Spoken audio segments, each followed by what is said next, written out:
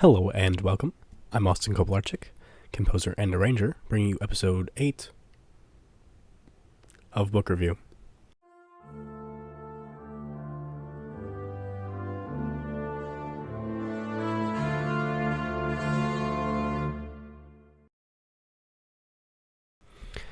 So yeah, we've got a fun one today. Spoiler warning, I like this book a lot. Very biased about it. So yeah, let's get into it. Folk Songs Out of Wisconsin. So this book is a fun one. Well, it's been edited by Harry B. Peters. It's a compilation of the collection work of several different collectors of folk music, most notably being Helen Stratman Thomas, Franz Rickaby, as well as Asher Treat and Sidney Robertson. So, let's talk a bit about the collectors. Helen Stratman Thomas was born in 1896 and was a woman of many talents, holding a degree in business as well as a bachelor's and master's degree in music. During her time teaching at the University of Wisconsin-Madison, Stratman Thomas directed the women's choir, taught music theory, and was the business manager for the Pro Art String Quartet. This all led up to 1940, when the music department received a grant from the Library of Congress to fund a project to record and collect the folk music of Wisconsin. As the lead collector on this project, Stratman Thomas collected 366 songs in 22 foreign languages, 86 songs in 11 Native American languages, as well as over 250 songs in English. She spent much of her time that wasn't taken up by speaking engagements and participation in music programs, transcribing her recordings up until the time of her death in 1973. Franz Rickaby was born in Rogers, Arkansas in 1889. Another individual of varied talents, Rickaby was a poet, playwright, and songwriter who taught at the University of North Dakota. Much of his collection work took place during his 1919 trip from Charlevoix, Michigan, to Grand Forks, North Dakota. You can tell I speak French. Wherein much of his time was spent traveling across the northern part of the United States, collecting songs from logging camps and along shipping lines, which led to the publication of his collection book, Ballads and Songs of the Shanty Boy. San Francisco-born Sidney Robertson was once a music teacher in the California public schools, who eventually worked with the U.S. Resettlement Administration during the Great Depression. She hoped to create a healthier social climate in the region by encouraging immigrant settlers to draw on their own cultural resources to help ease the transition. During her free time, she collected and recorded songs in the Rhinelander area, all of which were eventually donated to the Archives of Folk Song at the Library of Congress. Fun fact for you, she's the wife of well-known avant-garde composer Henry Cowell. Maybe not so avant-garde these days, but in his time. Last, but certainly not least, was Asher Treat. His collection work focused on the songs of a group of Kentucky transplants to the area of Antigo, Wisconsin. And I realize that unless you're from Wisconsin, places like Rhinelander and Antigo mean nothing to you. I'm from Wisconsin, and sometimes I'm convinced they don't exist. There's that. But his work focused on comparing these versions of the songs to those collected earlier by other folklorists and folk song collectors, and came with the conclusion that these versions of the transplant songs to Wisconsin were preserved much better than those in the original area of collection, with less evidence of outside influence appearing in these versions. In fact, a great number of them were collected once again, about 20 to 25 years later, by Helen Stratman Thomas, and were, for the most part, identical. The book itself begins with an introduction by Harry B. Peters, who explains all that I've told you in greater detail, and explains a bit about Wisconsin and its inhabitants. And tries to explain a bit how these factors may have influenced the kind of music that sprung up here, and how it was collected and would have changed. It's followed by a list of songs, in order of page number, then a list of singers, contributed alphabetically, with their year of birth, and where they resided when they contributed to the collection efforts, if that information is known.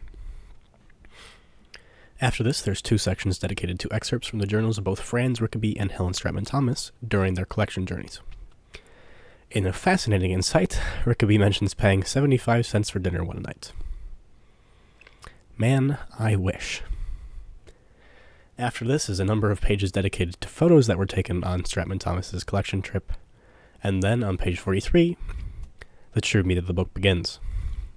That is to say, the music.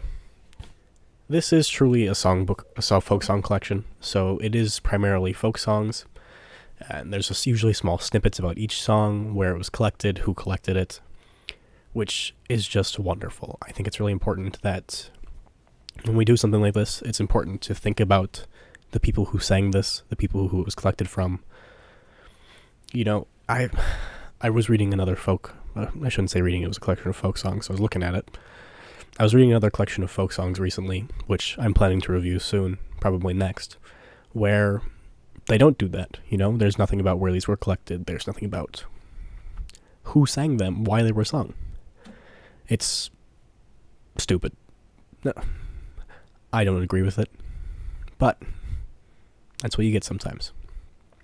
So the music itself is dissected into 26 different sections, and I will list all of them for you. Away, Ethnic Matters, Friendship and Fidelity, O Glory, Christmas, Prophecy, At Work, Downriver, Afloat, Longing, Love, Courtship, Marriage, Old Age, Hard Times, Crimes and Outlawry, Murder, Death, War, Disaster, Contests, Low Life, Plain Lust, Birds and Beasts, The Circus, and Sheer Fun.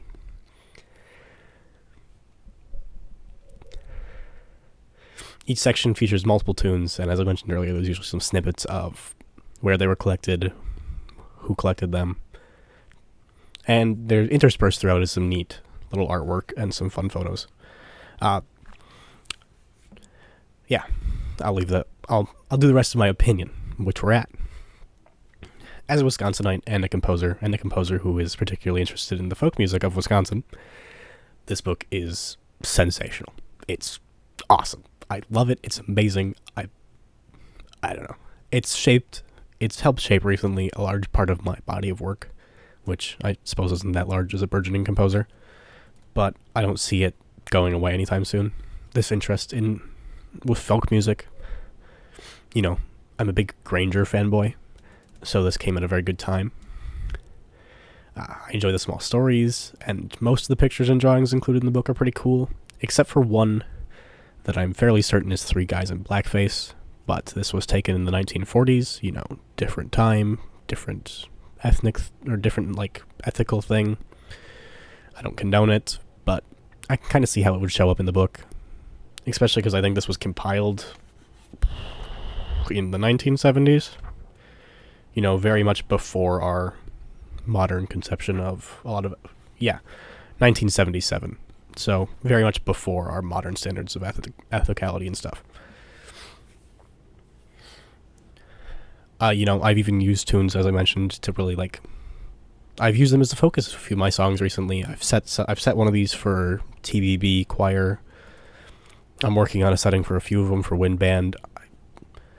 You know, it's really sent me down this idea of, exploring my cultural and personal heritage as an outlet for my composing. And it's made me very interested in visiting UW-Madison to see if I can get a look at the archives of Helen Stratman Thomas's work that are collected there. I also believe there's a few journals there from Franz Rickaby, which is how he ended up in the book. But yeah, regardless, it's been a strong influence on me, and I love the book. I just can't say anything else about it. So, clearly, a bit biased. Availability, as far as I can tell, book is out of print. But you can find a fair few copies floating around on the internet. There's used books, used book websites, you know, used bookstores, and I think Amazon is where I found this one. I also originally found this in my college library, not this specific copy, but the book in my college library. So you could check around there, see if you find anything. Or a public library, depending on the size of your public library. I don't think my hometown public library would fit something like this. So final verdict, as always, do I think you should buy the book? Maybe. Depends. If you've got an interest in ethnomusicology and in reading anecdotes about folk music collection, there's plenty of good pages. If you're looking for a heavy read, this ain't it, chief. But, you know, if you're really fascinated in folk music and love learning about history, and if you've got a specific interest in Wisconsin, it's a great fit for you. It's a song collection, plenty of songs in here to look at and enjoy. I'm using it to further my own work through an exploration of this folk music. If that's something you'd like to go for, go nuts. By all means, buy the book. If this isn't your cup of tea, save the money, I think I found this for $10 or so with shipping. I could be completely wrong. It's been a few months. But hey, that's a Subway sandwich. That's another book. That's like 2 coffees. That's 4 coffees if you're getting really bad coffee. So yeah, don't feel pressured to buy it. I think it's a great read, but by no means do you need it. But if you're interested in it, if you think it's interesting, if you happen to buy it, if you happen to own a copy, leave a review in the comments. Tell me what your thoughts are. Give me your opinions. I'd love to hear it. As you can tell, I'm really passionate about this book, and I would love to hear absolutely anything you guys have to say. If you like the book, if you like the review, leave a thumbs up. Keep an eye out for the channel for more, so hit the subscribe button.